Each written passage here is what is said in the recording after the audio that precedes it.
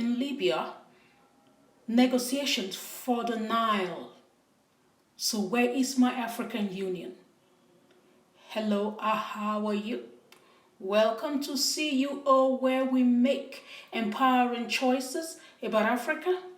We promote empowering information about Africa and Africans, and we correct misrepresentations of Africa and Africans. Today we're looking at many events about Africa, issues about Africa that are unfolding, and the African Union should be central to it, but not.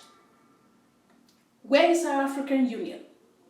Yep, the British Broadcasting Corporation BBC is right that Libya has been beset by chaos.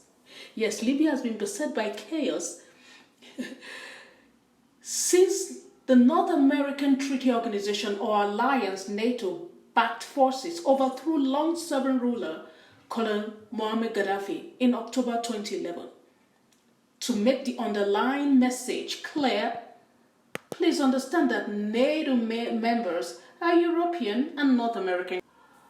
The BBC rightly drives its point home, stating that the oil-rich country, by that we mean Libya, a key departure point for some of the thousands of migrants traveling to Europe, once had one of the highest standards of living in Africa, with free health care and free education. But the stability that led to its prosperity has been shattered, and the capital, Tripoli, is now the scene of fighting between rival forces as negotiations to build a post-Gaddafi Libya has stalled. To put it clearly, this in my own terms, let's speak without the mumbo-jumbo. What you're trying to say is that with the murder of Gaddafi and the presence of oil in Libya, there are vultures hovering with a vigorous scramble for Libya's resources, including arms suppliers falling over themselves to profit from supplying arms to fuel the conflict in Libya, distract attention from the oil and going for the oil. A double kill indeed. Now, to find a solution to the mayhem and greed fest, there have been a series of conferences since December 2019 in Berlin, attended by over 20 European countries to find a solution for the Libya crisis. Yeah, right. Let me put it in my own words. I call it to divide the spoils amicably. According to the BBC, the logic of excluding Libyans, that means Libyans are not part of it, stemmed from the quote-unquote reality that the external actors are the ones providing the sophisticated weaponry and drones, mercenaries, and troops that allow each Libyan side to believe it might overwhelm the other side militarily. Just removing the need for hard political compromise. That notion that we could defeat the other militarily has kind of subsumed and pushed aside the need for political compromise, which is critical for Libya. Really, come on. To think NATO killed Gaddafi for this? One of Obama's decent acts upon the end of his presidency, in an interview published in April 2016, is his admission that the worst mistake of his presidency was the failure to prepare for the aftermath of Gaddafi's overthrow. I would say, why the overthrow in the first place? He partly blamed then UK Prime Minister David Cameron for the mess, saying he had not done enough to support the North American nation. We hear the argument that because Libya's crisis involves the Arabs, international community, mainly the West, the African world, it transcends just the African Union mandate. But you know what is so sad? There was no confusion of where Libya belonged when Gaddafi was alive. As far as Gaddafi was concerned, when he was alive, Libya was part of the African Union. Now the issue of Libya is being negotiated in Berlin because they say Libya belongs to the Arab world is true, the international community, the West, and Africa, of course. Now, meetings to resolve Libya's crisis is taking place in Europe's Berlin. But the African Union should be hosting these processes. The African Union is invited as a participant, but I'm saying the African Union should be hosting it. Optics matter. It should be happening in Africa, hosted by the African Union. African Union should not be one of the participants. Now, can you imagine the African Union participating in the European Union negotiation process for Britain's Brexit, the United Kingdom's Brexit? Because the UK belongs to maybe the Commonwealth. Now, in these negotiations around ceasefire for Libya, where is the African Union? You know, another issue to look at. For years, Egypt controlled the River Nile.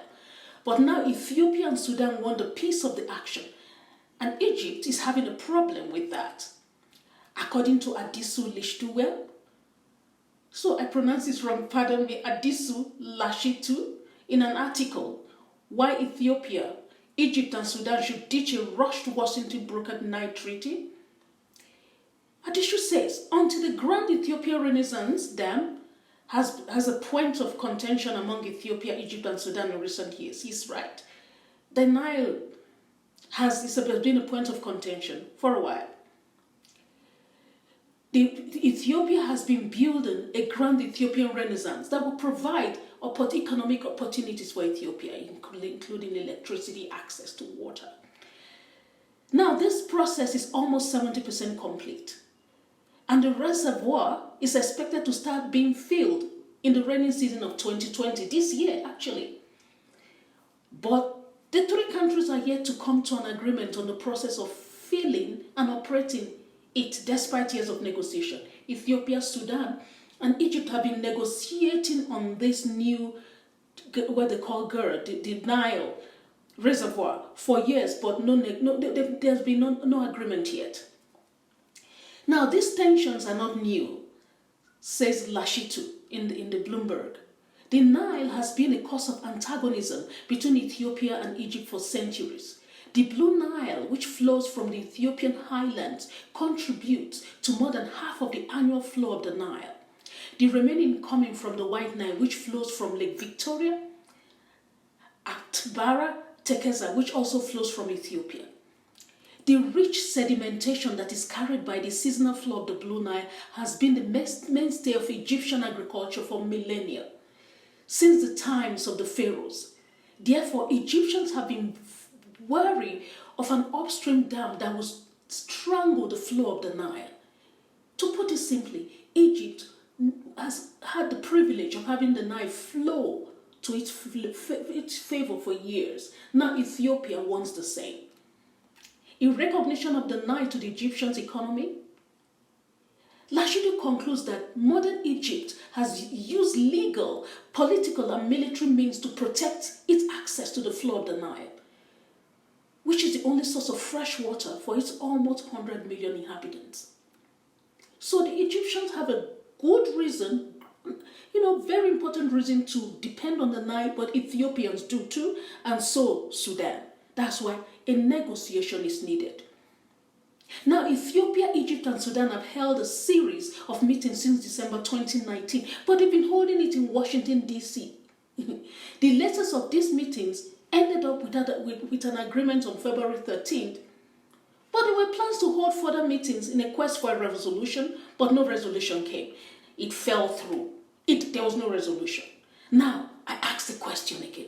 Why would Egypt, Sudan, and Ethiopia, three countries in Africa, be holding negotiation to reconcile access to the Blue Nile in the United States when we have the African Union Commission? In 2020, here's another issue. 14 of the 21 countries appealing for humanitarian aid are from Africa.